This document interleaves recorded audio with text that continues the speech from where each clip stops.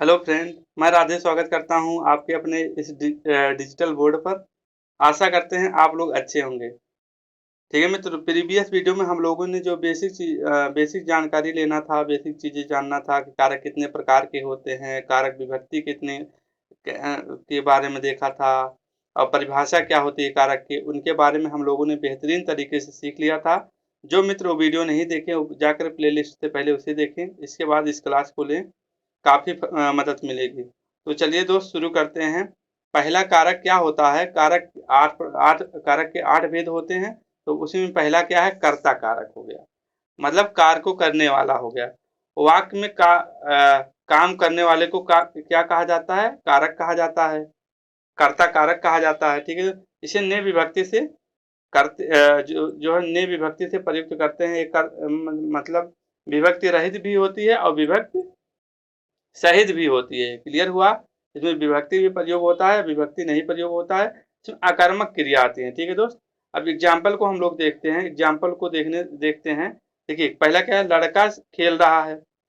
अगर रमा रो रही है, वह गाता है। मित्र एक और पॉइंट आप यहाँ लिख लीजिए कि जैसे कि हम बोले कि कौन रो रहा। अगर कर्ता की पहचान के लिए हम पिछली क्लास में बताए थे, कौन का प्रश्न करके अगर आपको आंसर मिल रहा है तो आप जानेंगे कर्ता कारक है। कौन खेल रहा है? तो क्रिया से अगर हम प्रश्न करते हैं, कौन का प्रश्न अगर हम क्रिया से करते हैं तो आपका जो है कौन खेल रहा है? कौन खेल रहा है? लड़का खेल रहा है। देख रहे हैं एक विभक्ति रहित है, इसमें विभक्ति प्रयोग नहीं हुई है। ऐसे वाक्यों में आप जो है कौन का प्रश्न करके कर्ता कारक को पहचानेंगे आसानी से। क्लियर हुआ इतनी बात? अब देखिए जैसे कि दूसरा ऑप्शन आता है, गांधी जी ने सत्य और अहिंसा के मार्ग पर नहीं दी चला। ये हो गया। 5वें नंबर पे सुरेश ने आज खाना खाया। ने तो यहाँ तो क्लियर हो गया। जिसमें नहीं होगा उसमें कौन का प्रयोग करके आप उन्हें आसानी से जान सकते। देखिए हमने यहाँ लिखा है कर्ता कारक जो है, यहाँ लिखा है कर्ता की पहचान के लिए क्रिया के साथ कौन का प्रश्न करके और कर्म की पहचान के लिए क्रिया के साथ क्या और किसको जो है प्रयुक्त करके उन्हें आसानी से प्रयुक्त जो है समझा जा सकता है। जैसे कब यहाँ हम देख रहे हैं, यहाँ देखें कर्म कारक कहते हैं जिस प्रकार क्रिया का प्रभाव पड़े उसे कर्म कारक कहते हैं। जिस पर क्रिया का प्रभाव पड़े उसे क्या कहा जाता है? कर्म कारक कहा जाता है। इसकी विभक्ति क्या होती है दोस्त? को होती है। जैसे इसमें देखते हैं, उसने श्याम को पढ़ाया। अगर हमने कहे किसको पढ़ाया, अगर हम यहाँ प्रश्न करते हैं किसको पढ़ाया, तो किसको पढ़ाया? श्याम को पढ़ाया। क्रिया हो गई पढ़ाना, पढ़ाना क्रिया हो गया। क्रिया के साथ हम बोले क्या या किसको प्रश्न करेंगे तो आपका जो है कर्म कारक जो आसानी से पहचाना जा सकता है। मोहन ने चोर को पकड़ा। किसको पकड़ा? चोर को पकड़ा। क्लियर हुआ? इसके बाद देखिए कुछ और आते हैं, यहाँ और पॉइंट आते हैं। जैसे कि यहाँ पॉइंट और आ रहा है, लोगों ने शोरगुल करके डाकुओं को भगाया। किसको भगाया? किसको भगाया? तो डाकुओं को भगाया। ठीक है दोस्त। तो और इसमें अपवाद में कुछ आता है, यहाँ पॉइंट लिखे हमने। जैसे कि और की ओर हुआ, तीनों ओर हुआ, चारों ओर हुआ, तिथिवार हुआ, ये सब आपको देखने को मिलेगा। तो वहाँ कौन सा कारक होगा दोस्त? वहाँ कर्म कारक होगा। जैसे मेरे घर के चारों ओर पानी भरा हुआ है। क्लियर हुआ? आइए अब तीसरे कारक को हम लोग बढ़ते हैं। तीसरा कारक कारक क्या है? करण कारक। जिसका जिस कारक का अर्थ होता क्या होता है दोस्त? साधन होता है। संज्ञा सर्वनाम के जिस रूप से क्रिया का साधन सूचित हो वहां कौन सा कारक होता है? वहां जो है करण कारक होता है, विभक्ति से या के द्वारा होता है।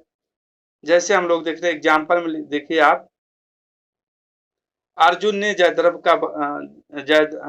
को बाण से मारा। मतलब मारने का कार्य किससे कारक? किसी, जैसे कि राम ने रावण को बाण से मारा। किससे मारा? आधार क्या है? तो क्या आप बताएंगे? जो है बाण से मारा। मारना क्रिया हो गया। किससे मारा? बाण से मारा। तो अब क्लियर हो गया। इसके बाद हम लोग इसका एग्जाम्पल दोस्त आप लिख लीजिएगा।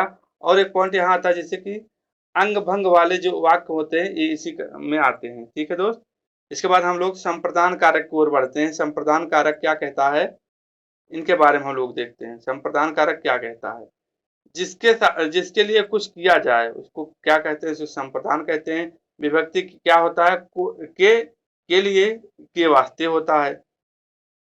हमेशा के लिए दी जाने वाली वस्तु को संप्रदान कहते हैं। जैसे कि हम बोले कि राजा ने भिखारी को वस्त्र दिया, तो इसमें क्या हो जाएगा, वस्त्र भिखारी को वस्त्र दिया, इसमें तो हम लेंगे नहीं, हमेशा के लिए दे दिए, तो क्या कौन सा कारक हो जाएगा, संप्रदान कारक। इस रोगी के वास्ते दवा दवा लाओ, स्वास्थ्य के लिए सूर्य नमस्कार करो, रमेश ने भिखारी को कंबल दिया।